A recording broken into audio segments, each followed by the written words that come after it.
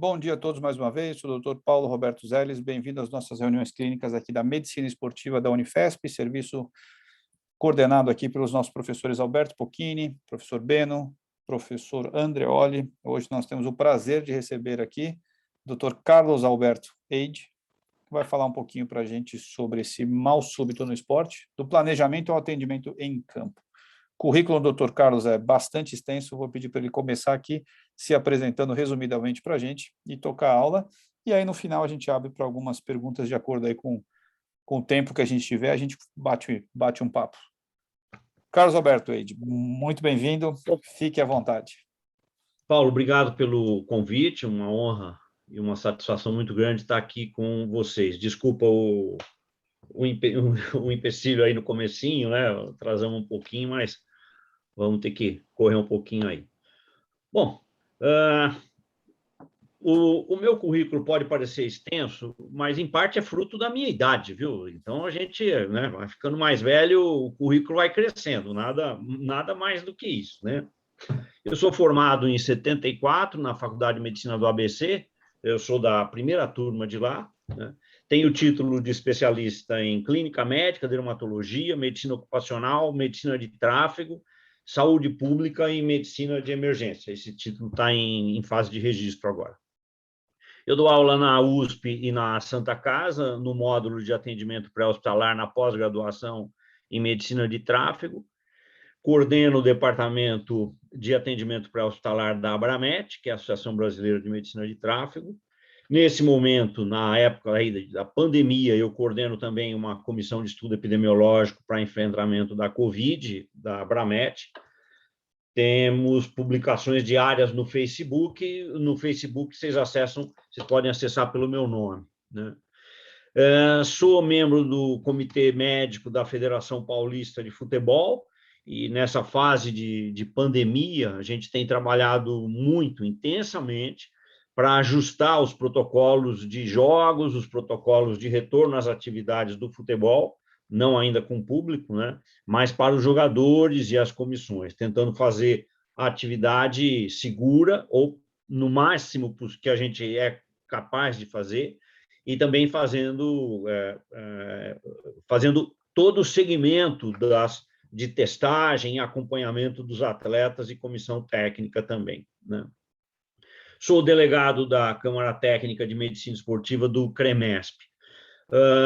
Esse tem um monte, né? Então, eu sou ex-diretor do SAMU aqui na cidade de São Paulo, eu me aposentei na prefeitura já há alguns anos, coordenei por cerca de 20 anos o departamento médico do Clube Atlético Paulistano, onde muito da minha experiência na atividade, não vou dizer em campo, porque o clube paulistano não tinha futebol, né? Mas tinha todas as outras modalidades esportivas, mas eu também montava lá toda a parte sanitária, a parte do clube, né? Não era apenas o departamento médico voltado ao atleta, mas era o departamento médico como um todo. No CREMESP, eu também fui delegado, fui membro de Câmara Técnica de Medicina de Urgência, de Medicina de Tráfego, e também chefiei o departamento de fiscalização para o estado de São Paulo, né? Então, o que eu passo para vocês é fruto de muita experiência e uma experiência prática, né, de planejamento. Fiz consultorias em muitos locais para desenvolver planos de emergência. Coordenei em São Paulo durante 20 anos o sistema médico de atendimento às calamidades, né? Também logo que me aposentei aqui em São Paulo, eu tive no Ministério da Saúde por 5 anos na área de urgência e emergência, no departamento lá de urgência e emergência, e também trabalhei por 15 anos junto com a Organização Pan-Americana da Saúde no programa de desastres, né, planejando e a assistência a desastres. Bom, vamos trazer um pouco para vocês, né, as questões de mal súbito, né, como é que a gente planeja essas atividades em campo, né? Paulo, eu queria te fazer uma pergunta. Eu não me vejo, né? Estou enquadrado, está em ordem, vocês têm a minha imagem em algum canto ou não? Mas tudo bem, eu vou seguir em frente. som está ótimo, a apresentação está ótima. Normalmente aqui a gente vê uma imagem pequena do rosto que a gente não vê, mas não tem problema nenhum. Pode seguir que Mas as estou imagens enquadrado, aqui né? estão excelentes. Está enquadrado, Estou só mostrando a boca, o queixo, o ombro. tá lindo. Tá bom. Ó, Mal, era isso que eu queria saber no fundo. Então, eu vou seguir, tá?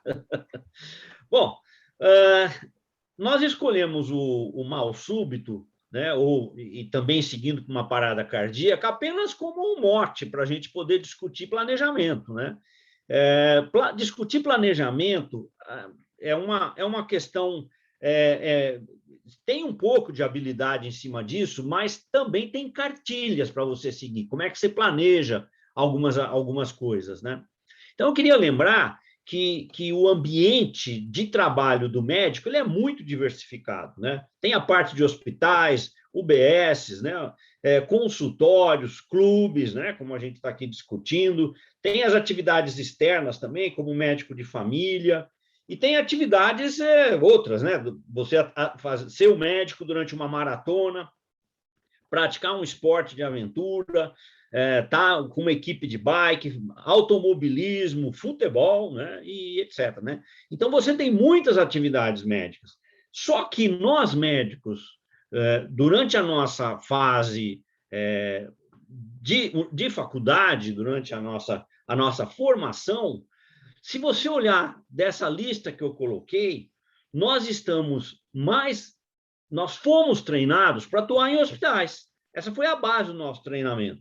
Quando você também pode avançar, dizer, não, eu também fui treinado para UBS, médico de família mais recentemente, e fui treinado para atender em consultório. Parece isso verdade. Você foi treinado para atender dentro de um hospital. Você foi treinado para atender dentro de um consultório. Você não foi treinado para montar a sala de emergência do seu hospital.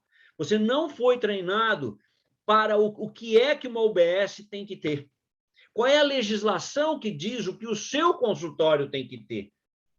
Raramente nós somos treinados ou temos conhecimento dessa área. Né?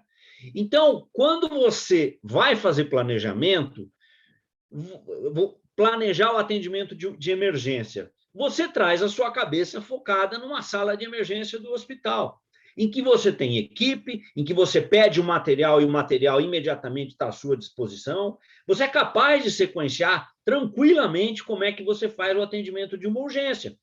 O paciente chega dentro do hospital, trazido pelo SAMU, pelo resgate do bombeiro, por um táxi, pela família, e você, então, põe na sala de emergência e começa a fazer sua assistência. Você avalia o paciente, pede material, oxigênio, vamos entubar e etc. Acesso venoso, liga um soro, tá bom, tá ok, tudo em ordem. Agora, quando você vai atender um outro ambiente em que você teve que planejar e que você teve que equipar, aí você começa a ver a diferença. Aí você começa a ver a dificuldade que você pensar numa assistência de urgência e equipar, se preparar. Então, um pouco disso é o que eu trouxe aqui para a gente discutir. Bom, para cada ambiente ou para cada atividade, no nosso caso aqui, nós estamos falando em atividades em que você tem um médico responsável. Né? Então, você tem o médico, ele é responsável. Aí, o que você tem que fazer? Você tem que estabelecer um plano. Dentro do seu plano, você tem que saber com que equipe você vai contar. Qual é o material adequado para cumprir aquele planejamento que você fez e os treinamentos necessários e com as devidas atualizações para aquela atividade que você vai fazer. Então, parece simples. Você tem que ter um médico responsável, um plano estabelecido, material, equipamento, etc., adequado, e tem que ter treinamento. Está fácil, está resolvido o problema, está aqui. Mas agora vamos detalhar cada um desses. Né? Primeiro, o que diz a legislação? Numa resolução da Anvisa, número 63, eu trouxe só essas duas, que vocês, por favor, anotem essa legislação, porque ela norteia muito do que a gente faz fora do ambiente hospitalar. Né? Então, essa resolução da Anvisa, ela nos obriga, se você estiver dentro do seu consultório, ela nos obriga, essa resolução diz, nós somos obrigados a fazer assistência desse paciente se ele tiver uma intercorrência. Nós temos que fazer isso. Temos que estar preparados para fazer isso. E somos nós, médicos, se um paciente seu no consultório passa mal, somos nós que temos que promover o transporte dele para uma unidade de saúde. Promover o transporte não significa colocar dentro do seu carro. Também não significa que você tem que ter uma ambulância estacionada lá na porta. Mas significa que é você que tem que tomar providência para que ele seja transferido para um hospital. Hoje, felizmente, a gente tem SAMU, por exemplo, que também deve te atender quando você solicita. Lembrando que o SAMU vem, na maioria das vezes, sem médico, vem com profissionais de enfermagem, e na minoria das vezes com médico. Geralmente, na teoria, vai soltar com médico ou sem médico, conforme a necessidade da situação. Isso é na teoria. Na prática, não é bem assim. Na prática, eles vão soltar a ambulância disponível, e nem sempre tem um suporte avançado com médico disponível para te atender. Bom, e também temos a resolução 2153 de 2016 do Conselho Federal de Medicina. Essa resolução ela tem um anexo.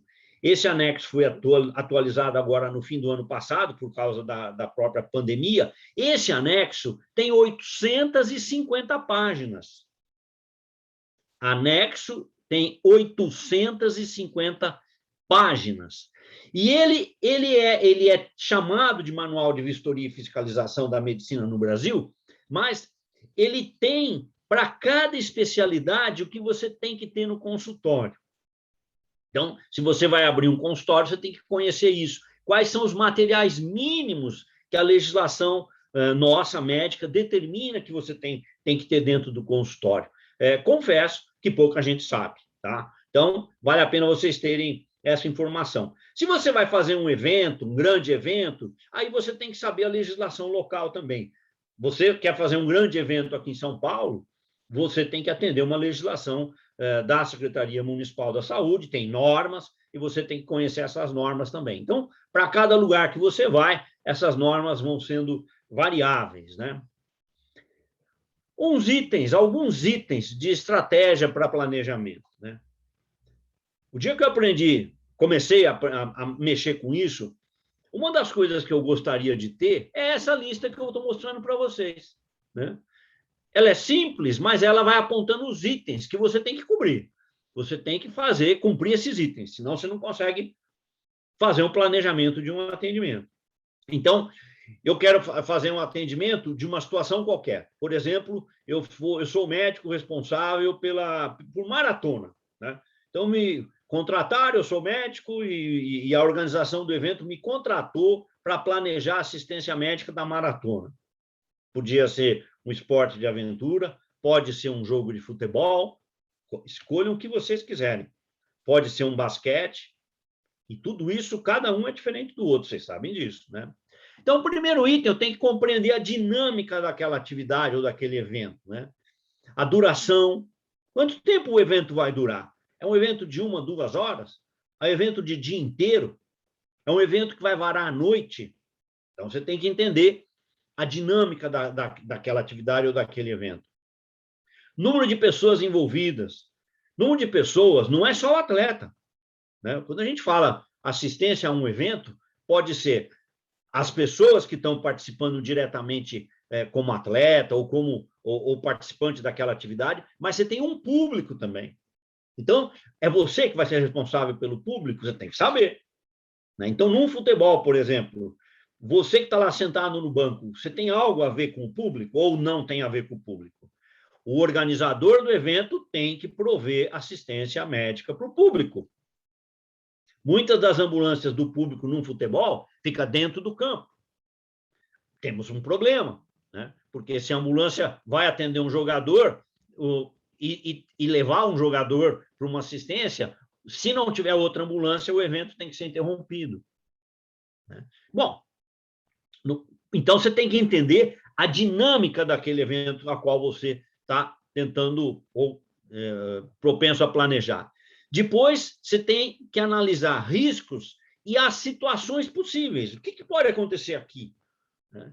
Então, eu tenho um evento, por exemplo, um evento de rock, né? Um evento de rock aconteceu aqui em São Paulo, por exemplo, no Sambódromo, né? Então, teve um grande evento. Qual é a faixa etária dessas pessoas? Jovens, na maioria das vezes, né? Jovens, adulto jovem.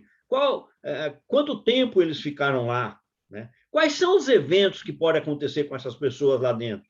Eles podem ter quedas, podem consumir coisas não lícitas, né? Então, você tem que entender aquela dinâmica. Pode ter acidentes, então os acidentes, e você tem as emergências clínicas. Em cada ambiente que você vai, você tem que raciocinar nas emergências clínicas possíveis também. Depois, você tem que imaginar como você vai atender cada situação dessa. Se tiver uma emergência clínica, que tipo de emergência e como é que eu vou fazer essa assistência? É verdade, você tem que listar as situações para ver se você tem material, se você tem um bom planejamento para aquela situação. Então, ou uma alternativa. Se você vai atender um evento e se desabar a arquibancada, você tem uma alternativa em cima disso? Se o público vem para cima daquele balaú, daquela frente que segura o público nos estádios, se aquilo se romper e o público cai lá para baixo. Não estou falando novidade, né? Isso já aconteceu e vai continuar acontecendo, né? Então, você deve saber participar dessa atividade ou não saber participar. Ou, não, isso não é comigo. E, de repente, você tem que participar também. Então, você tem que imaginar todas as situações que você acha que pode encontrar naquela atividade que está sendo realizada ou que você vai estar planejando a assistência. Qual é o nível profissional do líder da equipe? Você vai montar uma equipe em que você, ou o médico, é o líder da equipe. Às vezes você monta, mas é uma atividade longa, pode durar vários dias, então você tem colegas, então você divide tarefa, mas é o seu coordenador, por exemplo, né? Então, é uma atividade médica, tem que ter esse profissional. Então, no protocolo de atendimento, você vai desenhar formas de atender só com o médico, ou você pode ter uma assistência sem a presença do médico, ou aquele evento tem médico sempre. Quer um exemplo simples? Jogo de futebol.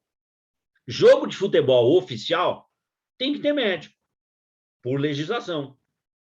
Mas no treino não tem. O treino não precisa ter, não é que não precisa ter, seria ótimo que tivesse, mas o treinamento muitas vezes não tem médico. Então não dá para você raciocinar que a assistência médica durante um jogo oficial, sob responsabilidade médica, com material mínimo obrigatório em algumas situações, não é o mesmo, não pode ser o mesmo que é feito pela enfermagem, por exemplo, ou outros profissionais na ação de socorro. Você tem esporte aventura, tem bombeiros envolvidos, em empresas tem técnicos de segurança do trabalho, outros locais, leigos treinados. É claro que um protocolo de atendimento de uma emergência para um leigo treinado nunca será o mesmo para um médico, né? São situações diferentes. Se você tem leigo treinado envolvido, você também não pode dar material médico para o leigo. Você não vai dar para ele seringa, adrenalina, não tem sentido. Mas se você tiver médico, tem sentido você colocar essas drogas e material mínimo em cima disso. Depois, para cada assistência, o que eu preciso ter de gente para atender? Uma parada cardíaca, por exemplo, num campo de futebol, né? Qual é o mínimo de pessoas que eu preciso ter? Então, no mínimo, 2 pessoas capacitadas. Capacitadas, as 2. Não adianta só o médico, por exemplo, o médico e o massagista. Tá bom, pode ser o médico e o massagista, só que o massagista tem que ter sido treinado, no mínimo, como regras de primeiros socorros. No mínimo, o massagista tem que saber fazer também uma massagem cardíaca, para te liberar para fazer ventilação, para te liberar para, eventualmente, para entubar, e tem que saber ajudar a usar o desfibrilador externo automático. Esse é o mínimo. Para atender uma parada cardíaca hoje, e numa atividade organizada, você tem que ter um desfibrilador externo automático. Então, você tem que ter equipe mínima necessária para utilizar adequadamente todos os equipamentos. Assim, você define materiais, equipamentos, medicamentos, né? Quais e em que quantidade. Parece simples, né? Bom, sobre alguns aspectos é simples, né? Por exemplo, é simples você definir quantas ampolas de adrenalina você coloca no seu kit ou na sua mala de emergência. Bom, como assim é simples, né? Você tem que pôr adrenalina? Tem que pôr adrenalina. Você pode usar adrenalina na parada cardíaca, que não reverte. Você pode usar adrenalina numa anafilaxia, que é a droga de eleição. Quantas eu ponho? Baseado em que eu decido a quantidade? Um dos grandes definidores da quantidade do material que você vai pôr no seu kit é quanto tempo você vai ficar com esse paciente. Se você está atendendo num campo de futebol ou dentro de um clube, quanto tempo você vai ficar com esse paciente fazendo assistência naquele local? 15 minutos? 10? 20? Se você estiver num ambiente em que a ambulância está imediatamente disponível, como é um jogo de futebol, você não precisa ter muito medicamento dentro da sua maleta, apenas aqueles imediatos, porque a ambulância tem mais medicamentos, por lei também.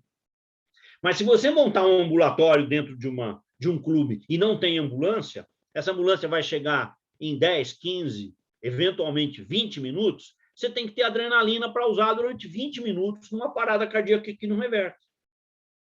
Se eu vou usar uma adrenalina a cada 3 a 5 minutos, façam as contas. Quantas ampolas, no mínimo, eu vou ter que ter na minha maleta para ficar 20 minutos atendendo uma parada cardíaca?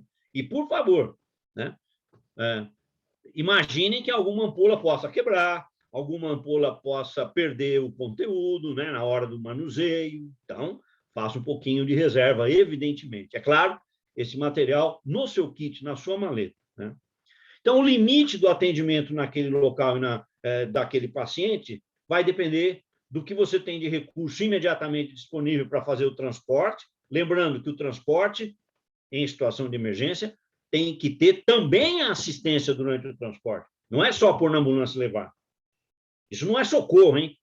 Pegar um paciente em situação crítica, simplesmente pôr na ambulância e levar, não é socorro. Pode ser alternativa, mas não é bem no nosso caso aqui que a gente está discutindo, né? Nós sabemos de indivíduos vítimas de bombas, de atentados terroristas, né? Você tem esquemas que é pegar e levar, né? Porque você tem complicações que o tempo, quantos mais minutos você ficar com o paciente, mais difícil vai ser a reversão final do quadro, né? Principalmente hemorragias internas, que no atendimento pré-hospitalar você mal consegue intervir a essas hemorragias, né? Então, o limite do atendimento tem que ser planejado. Então, você tem que entender que você não pode ficar muito tempo atendendo. Você vai fazer uma determinada ação, essa ação não será suficiente para encerrar o atendimento do paciente, mas você vai definir, eu vou fazer até aqui, daqui para frente é ambulância e hospital. Então, você faz a sua definição. Se você está praticando esporte aventura, em que a ambulância pode não estar facilmente disponível, você vai ter que fazer uma assistência maior ao paciente. Os próprios protocolos de assistência mudam conforme o cenário que você está, né? Por exemplo, uma assistência a uma luxação escapulohumeral. Uma luxação escapulohumeral. Reduz ou não reduz na cena, no local em que está acontecendo? Então, você sabe que se você fizer uma redução rápida, uma redução imediata, ela é até um pouco mais fácil do que se você atrasar essa redução da luxação, né? Em alguns ambientes, e com grau de treinamento profissional, você pode fazer essa reversão, né? Em outros ambientes, não necessita essa reversão. Por exemplo, num ambiente urbano, em que o hospital está a 5 minutos. Então, se você tem qualquer dúvida, precisa fazer uma radiografia antes de fazer redução, etc., então, você pode rapidamente colocar o paciente numa ambulância e levar para o hospital. Mas, eventualmente, você está em ambientes longe, ambiente rural, né? Se você domina aquele assunto, eventualmente, é melhor você fazer a redução naquele momento do que ficar com o paciente luxado muito tempo, né? Bom, eu só estou dando um exemplo, não quero dizer que o que eu disse é exatamente assim. Tem várias situações, tem situações de risco de fratura associado, tem situação que aquela luxação é crônica, tá? Tem várias coisas, né? Tem situação que o próprio paciente se põe no lugar, né? Então, eu só quero mostrar que em ambientes diferentes você pode ter assistência médica também diferente, né? E não apenas a diferença está na patologia que você está enfrentando, né? Mas em onde você está com aquele paciente, né? O transporte e o hospital de destino, ele é muito limitador, sempre vai ser limitador e divisor de águas, né? Tudo que você fizer, você no pré-hospitalar, né, nesse ambiente fora do hospital, tudo que você fizer, você vai interromper ou modificar no momento que esse paciente vai para uma ambulância e da ambulância para o hospital, né? Então, para a sua assistência em campo, por exemplo, a linha de corte coloquei o paciente na ambulância.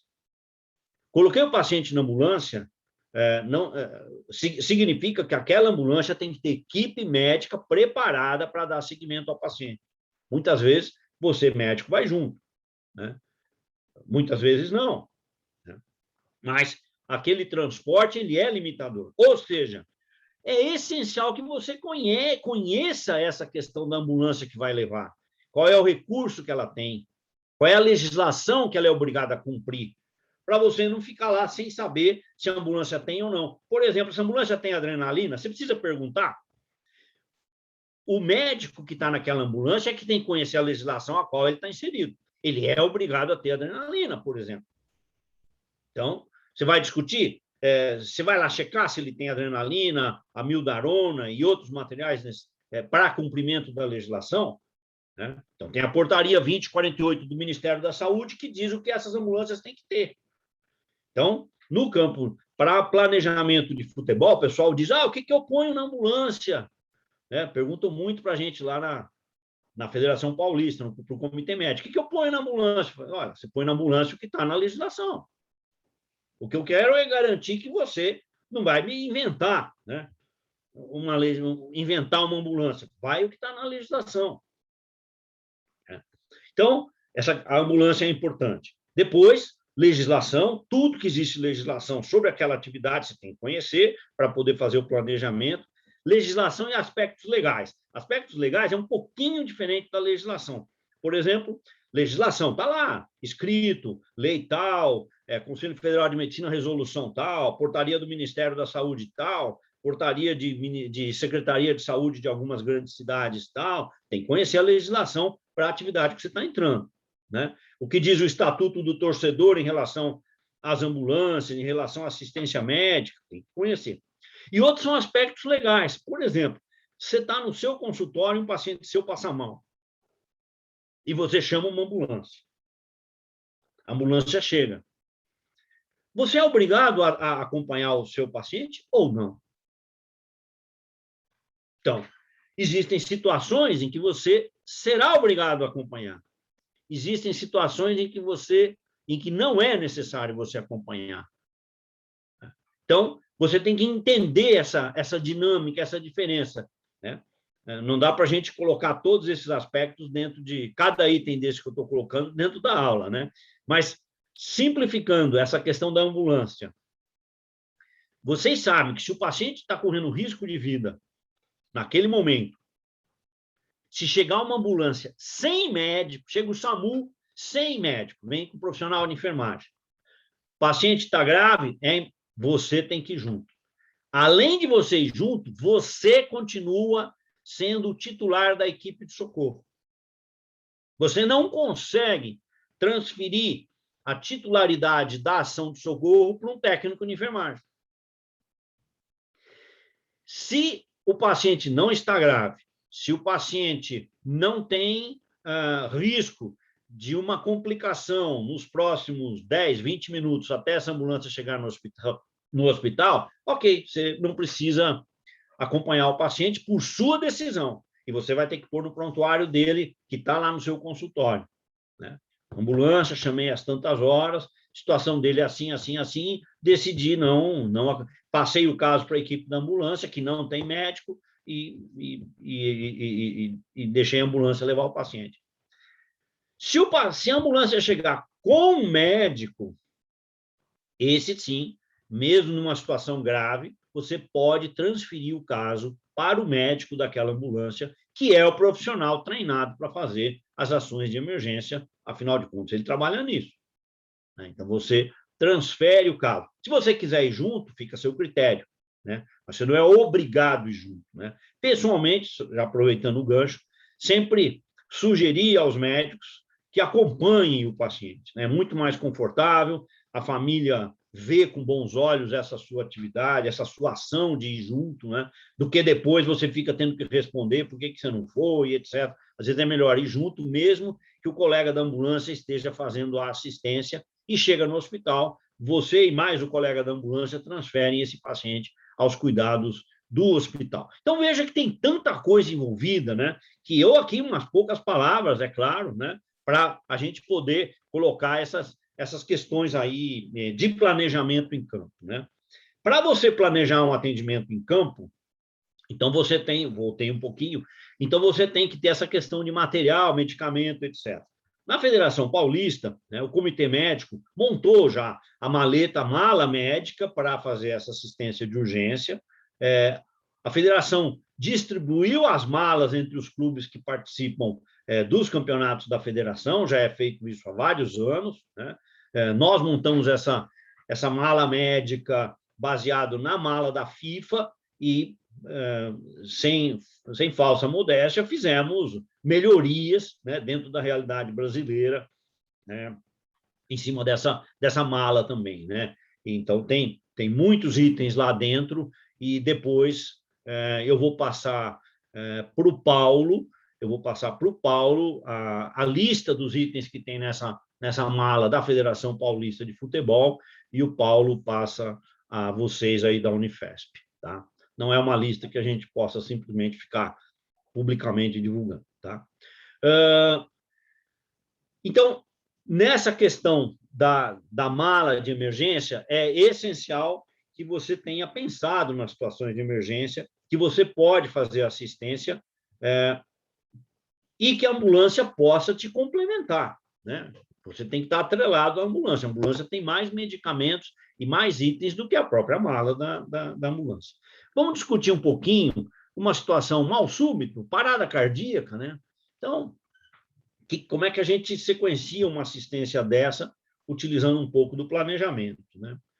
Primeiro, quero lembrar, né, mal súbito não é uma entidade nosológica, né? Não é uma doença mal súbito, né? Não existe fisiopatologia do mal súbito, né? Então, é uma série de situações em que o indivíduo subitamente passa mal. E a gente bota um pacotão em cima disso, mal súbito, né? Então, esse mal súbito pode ser desmaio ou síncope, uma tontura por uma isquemia cerebral transitória, pode ser um AVC, né? Pode ser uma arritmia cardíaca que leva a uma síncope. A síncope tem várias etiologias. A mais comum no adulto jovem é o vaso vagal, né? Mas você também tem arritmias cardíacas que determinam síncope. Lembrando, a síncope, lembrando por ser extremamente importante, a síncope vasovagal, em que o indivíduo perde a consciência, por que na síncope vasovagal o indivíduo perde a consciência? Por que na arritmia o indivíduo perde a consciência? Perde a consciência por falta de sangue cerebral, por baixo fluxo de sanguíneo. Não tem mágica. Se tem baixo fluxo sanguíneo cerebral, que leva à inconsciência, você, nessa situação, mesmo com o coração batendo, pode não encontrar pulso carotídeo. Aí vem uma outra questão. Em que momento eu atendi o paciente? Imediatamente após o evento, a ocorrência, ou eu atendi o paciente 2, 5, 10 minutos depois da ocorrência? A síncope vasovagal determina bradicardia e hipotensão. A associação bradicardia e hipotensão, baixo fluxo cerebral, inconsciência.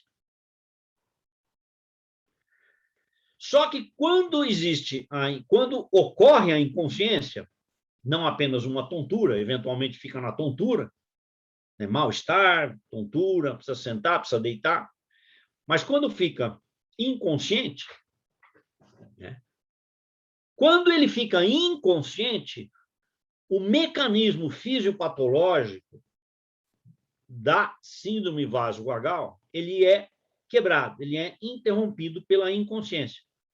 Então, muita gente tem medo, né? Teve um torcedor de um clube aí conhecido de futebol, foi tomar vacina, um cara forte, estava nos vídeos aí, né? Nos vídeos que viralizaram, né? Então, o indivíduo vai tomar vacina morrendo de medo, estava tomando vacina em pé, que é um problema. Se alguém está com medo, pelo amor de Deus, não deixa o cara em pé, senta pelo menos, né? Porque o tombo é menor, né? Se o indivíduo estiver sentado do que se estiver deitado, do que se estiver em pé. Então, ele em pé foi tomar a vacina e desmaiou. Perdeu o sentido e caiu. Né? O que aconteceu com ele? Síndrome vasovagal. Né? Bradicardia, hipotensão, e ele perdeu o sentido, por medo. No momento que ele perdeu o sentido, o que aconteceu com o medo? Foi interrompido. O que acontece com a bradicardia e com a hipotensão? Reverte. O que acontece com a consciência dele? Volta. Então, qual é a definição de síncope? Síncope é a perda súbita e transitória da consciência. Você não vai dizer que o indivíduo teve uma síncope há 2 dias e ainda está com ela. Isso não existe, né? Então, a síncope é um fator transitório. Né? No jogador de futebol, por que eu estou associando essas coisas, né? Porque o atendimento de um jogador durante uma partida oficial de futebol, olha o que eu escrevi aí em cima, partida oficial de futebol. Por quê? Porque na partida oficial é obrigado a ter médico. Se for em treinamento, já não é. Se for treinamento, é melhor você ensinar primeiros socorros para a sua equipe. Mas numa partida oficial, você tem que ter médico. Então, o médico, quanto tempo ele demora para chegar no jogador que subitamente cai lá no campo? Né? Não é o mal súbito, aqui colocado genericamente, e mesmo a parada cardíaca, né? Vou já falar em seguida, não é um evento que acontece após um choque, após um contato físico. Geralmente, o jogador está andando e cai. Né? Quando essas coisas acontecem, o tempo que o médico demora para entrar em campo, aliás, quando isso acontece, não precisa autorização do árbitro para entrar em campo. Hein? O médico, quando percebe um jogador que cai nessa situação, ele pode, sem autorização do árbitro, ele pode entrar em campo. Tá na legislação esportiva. Né?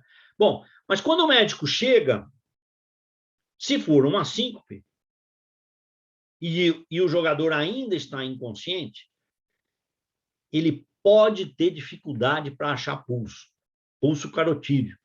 Ele pode ter dificuldade, porque ainda está com baixo fluxo.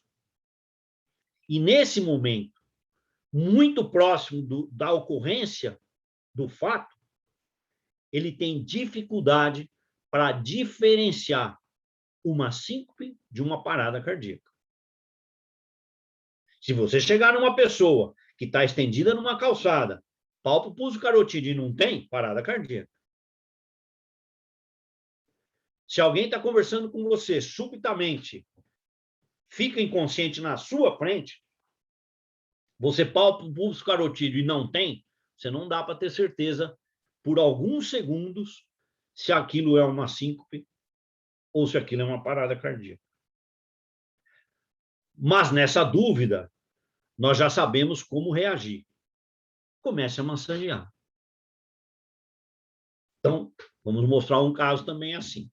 Mas vamos entender a dinâmica da abordagem inicial de um paciente. Aqui, no caso, estamos falando no ambiente campo de futebol. Né? Então, o médico chega no paciente, ou no atleta agora, né? Ele vai avaliar inicialmente a responsividade e respiração. O que é responsividade? Não é meramente a consciência. A consciência, aliás, tem vários níveis, né? Confuso, torporoso, obnubilado, você tem várias opções aí. Nesse caso, a responsividade é qualquer resposta que esse paciente possa te dar, seja por meio de voz, de movimento, ele se mexe, produz qualquer ruído, falando, tenta falar, então te olha, abre os olhos. Então, essa responsividade, só para a gente já encurtar alguma coisa aqui, né, ele já afasta a possibilidade de parada cardíaca. Ninguém em parada cardíaca está mexendo a perna, mexendo o braço, virando a cabeça, olhando para você. Então, qualquer sinal de resposta, que hoje modernamente se chama de responsividade, né, ele já não está em parada cardíaca. Então, na avaliação inicial, é responsividade e respiração, as duas coisas simultaneamente. Então, eu inicio a avaliação na posição em que o atleta se encontra. O atleta está de bruço, faça avaliação de bruço, não mexa nele por enquanto, né? Toque nos ombros, se ele tiver de, né, decúbito dorsal, barriga para cima, então, tudo bem, faça a avaliação. Inicie a avaliação na posição em que ele se encontra, toque nos ombros, chame-o pelo nome, se souber o nome, se não, você, né? Observe as reações dele, que é a responsividade, e também observe a respiração. Então, desse binômio responsividade e respiração é que você vai montar a sequência da assistência. Isso tem que estar na cabeça de vocês como quase como um ato reflexo. Quando você for avaliar alguém caído, imediatamente são essas duas coisas que você tem que checar. Se ele tem alguma resposta e se está respirando. Lembre-se, ele pode estar inconsciente, mas se estiver respirando, não está em parada cardíaca. Então, nessa combinação, isso que a gente faz treinamento o tempo inteiro, né? Você chega na vítima, faz o quê? Você chega na vítima, faz o quê? Do ponto de vista geral, para SAMU, resgate do bombeiro, tem uma coisa que antecede isso, que é a segurança da cena. A segurança vem em primeiro lugar. Só que você está falando num ambiente, nós estou aqui dando uma aula, para um ambiente controlado. Ele não é um ambiente desconhecido. Então, se eu fosse dar aula para uma equipe de SAMU, a primeira regra é segurança. Gastaria horas discutindo segurança de um ambiente os mais variados possível, de acidente de carro, né? Ambiente de altura, ambiente... Bom, vocês já entenderam, né? Mas esse daqui nós estamos falando no futebol, que é um ambiente controlado, um ambiente... Ele está seguro naquele momento, né? Então, voltando, está responsivo e está respirando? Sim, não, né? Já comentei, né? A responsividade é a forma indireta, mais rápida e segura para você identificar se um paciente está ou não em parada cardíaca, ou começando a fazer essa avaliação, porque você já pode, de cara, afastar uma parada cardíaca, né? Se ele estiver respirando, ou se ele tiver responsividade de qualquer natureza, você já afasta a parada cardíaca. E aí vem, dessa avaliação de responsividade e respiração, eu tenho 3 combinações possíveis, né? Ele está responsivo e está respirando, ele não responde, ou seja, está inconsciente, mas está respirando, ou ele não responde, está inconsciente, e também não respira, ou tem respiração agônica, né? Então, essas 3 combinações, né? No futebol, o mais comum de todos é a primeira. Você tem lá um atleta caído, você chega nele e ele fala, bateu a perna, estou com dor no joelho, bateu o ombro, estou com dor, bateu a cabeça. Então, 99,9% das ocorrências, você está no primeiro grupo aqui. O paciente está responsivo e respirando. Você não vai chegar num atleta que acabou de levar um chute na canela e está gemendo no campo e querer ver se ele está em parada cardíaca, né? Ninguém vai fazer isso no começo. Você não precisa fazer. Você bateu o olho, essa questão está resolvida. Mas se você chegar nele e ficar em dúvida se ele está lá estendido no chão e não se mexe, Bom, agora você tem que ver responsividade e respiração. Ah, mas ele bateu a cabeça. Sim, bateu a cabeça. De repente, ele está inconsciente, de repente, ele está com dificuldade para respirar.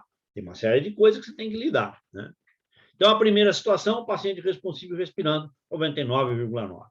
Segunda situação, o paciente não responsivo, está inconsciente, mas está respirando. Pronto. Eu já sei que nessa situação, né, essas duas primeiras situações não é uma parada cardiorrespiratória. Essa eu já afastei. Agora, ele não responsivo e não respirando, pode ser uma parada cardiorrespiratória. E aqui e nessa terceira situação, eu tenho que concentrar a minha ação e a minha ação profissional. Eu tenho que saber as etapas para poder fazer essa ação de socorro rápida. Aliás, a avaliação inicial de um paciente, por definição, é a identificação e correção. Vou repetir.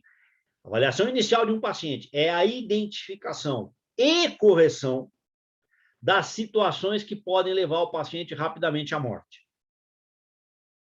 Que são parada respiratória, parada cardíaca, hemorragia intensa.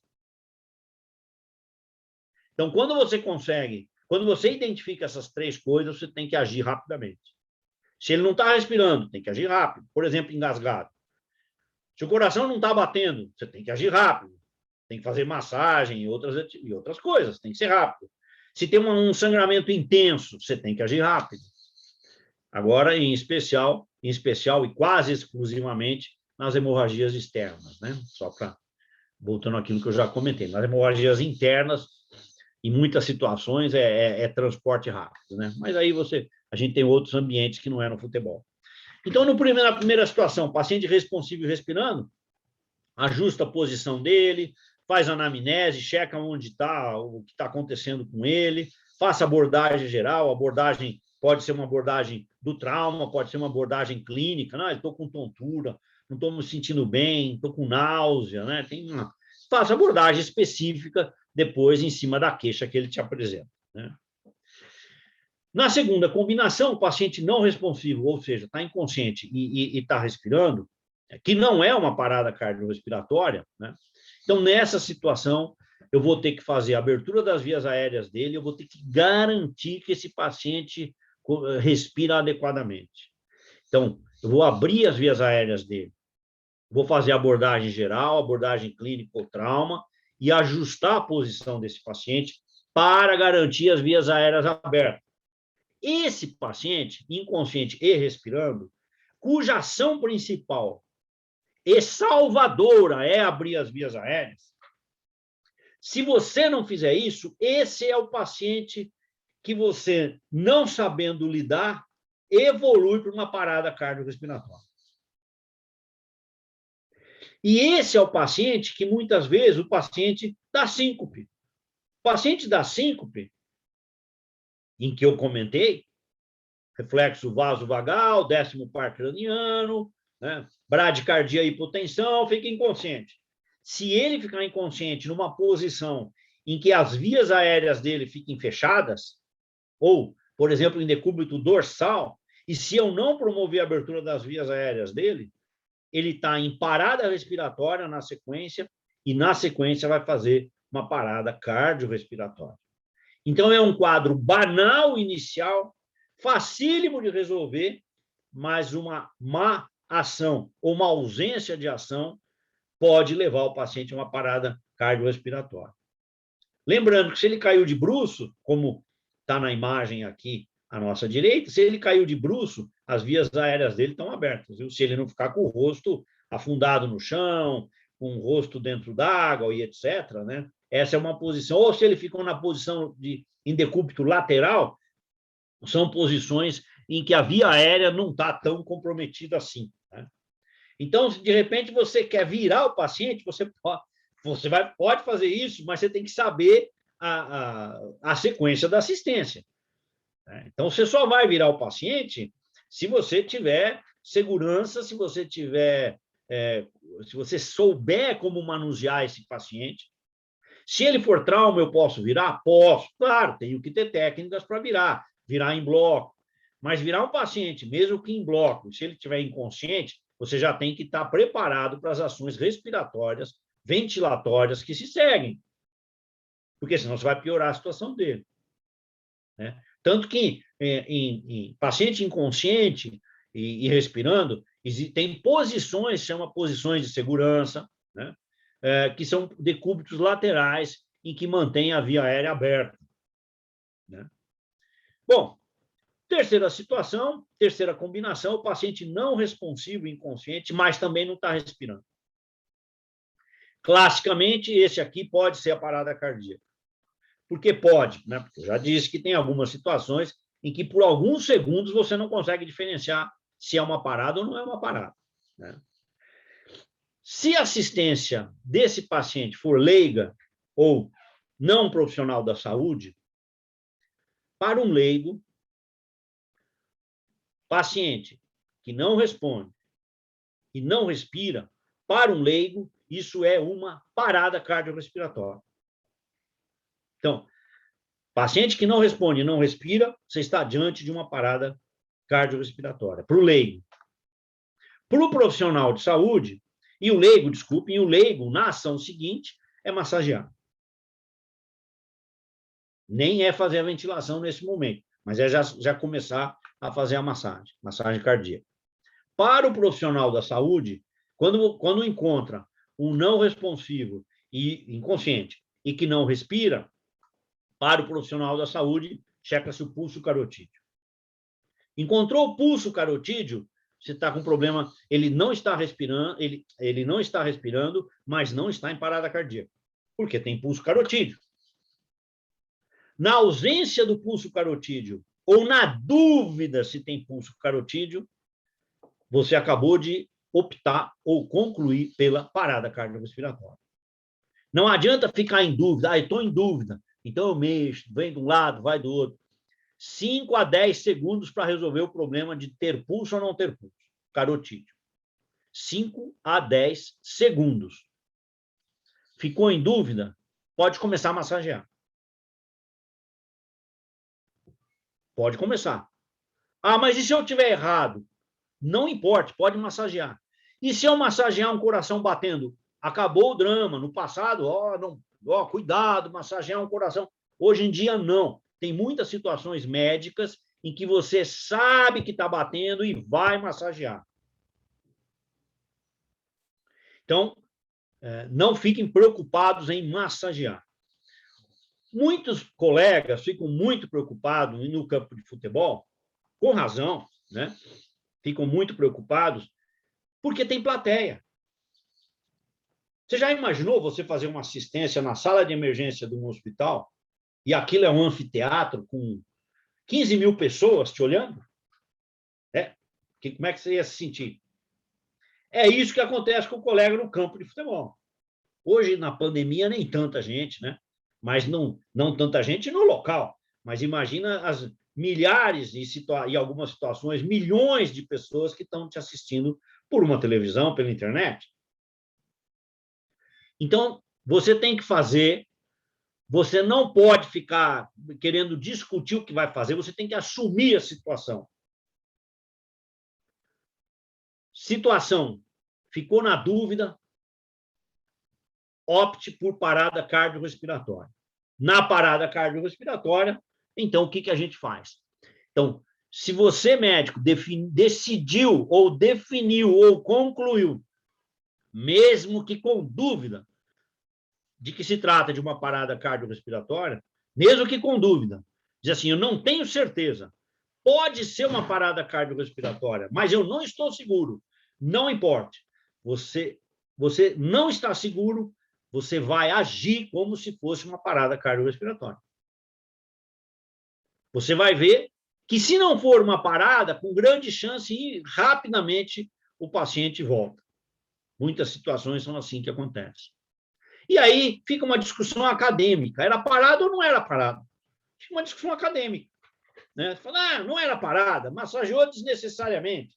Eu posso dizer, não era parada, podia ser uma síncope, Mas naquele momento de baixo fluxo cerebral, você não tinha certeza e a massagem foi fantástica, foi adequada, foi oportuna e reverteu.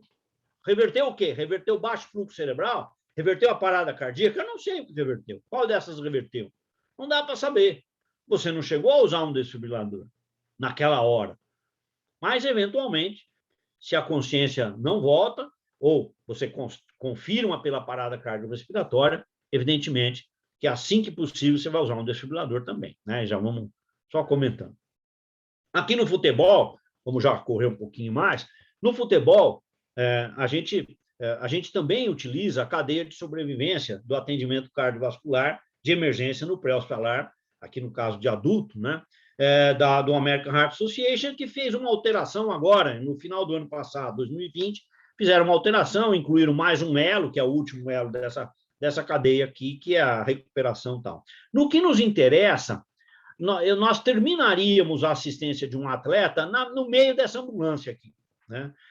No campo, eu vou ter que fazer algumas ações e terminar colocando o paciente dentro de uma ambulância.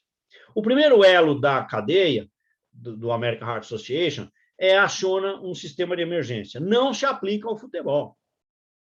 Você não vai acionar um serviço de emergência quando você está lá no campo para atender o seu paciente. Você não vai usar o telefone para chamar o bombeiro, para chamar o SAMU, você não vai fazer isso, né? Então, e aqui na cadeia, nesses 6 elos da cadeia de sobrevivência, o primeiro elo, ele parte do princípio que a emergência já foi constatada, porque você vai ligar. Então, aqui a emergência já está constatada, então você liga para um serviço de emergência. No caso nosso, do futebol, não. Sou eu, médico, que vou até o atleta e vou ter que fazer as minhas ações para, então, saber do que se trata, né?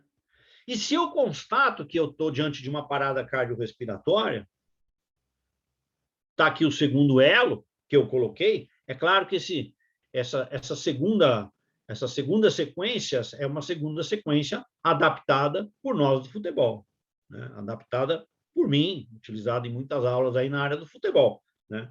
Porque nos interessa muito essa primeira situação aqui, esses 3 primeiros elos, até o quarto elo aí, até a desfibrilação, nos interessa muito. Porque essa ação inicial, onde está no 1A aí, né, ela é chave, eu preciso identificar para ver qual é o próximo passo que eu vou dar. Eu não sou um leigo que vou acionar um serviço de emergência. Eu sou um profissional que estou prestando a assistência. Para o paciente, o médico já chegou. Eu não vou chamar uma ambulância agora. O médico já chegou, o médico sou eu. O que é essa peça ajuda e o plano no segundo elo? É porque, em muitas situações, eu não consigo intervir sozinho. Eu preciso ter mais pessoas para fazer a ação. E se o desfibrilador, por exemplo, estiver no banco, eu preciso chamar, eu preciso pedir, né? Lembrando que o desfibrilador, ele não escuta e não tem pernas. Se você não tiver com ele naquele momento, e ele está no banco, lá no jogo de futebol, alguém no banco tem que estar preparado para te trazer o material. Então, se você não tiver isso planejado, você vai ficar o quê? Gritando em campo que você quer o desfibrilador? As coisas têm que acontecer no automático, tem que acontecer rapidamente. Você fala assim, não, mas é melhor o médico já ir levando tudo. É verdade, né? Já ir levando tudo. Mas pergunta para um médico que faz campo se ele sempre entra no campo levando tudo. O jogador que está lá com o tornozelo, levou uma pancada no tornozelo, ele entra levando tudo, né? Não é sempre assim, né? O mundo real nem sempre é igual ao mundo teórico, né? Então, se você entra em campo levando o seu material, ok. E se você constata que o atleta está em parada cardiorrespiratória, o que você faz em seguida? Você pega o desfibrilador, você começa a massagear. Quantas pessoas estão em condição?